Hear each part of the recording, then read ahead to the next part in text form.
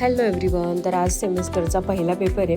सकाळी लवकर उठून थोडा स्टडी केला, पटपट आवरलं. पाऊस पण खूप येत होता, कॉलेजला जायचं होतं. तर मग कॉलेजला गेल्यावर बघितलं तर माझ्या फ्रेंड्स खूप सिरियसली स्टडी करत होत्या. तर मग मी पण ChatGPTवरून शॉर्टकट पटपट सगळं वाचलं. फायनली पहिला पेपर सुटला.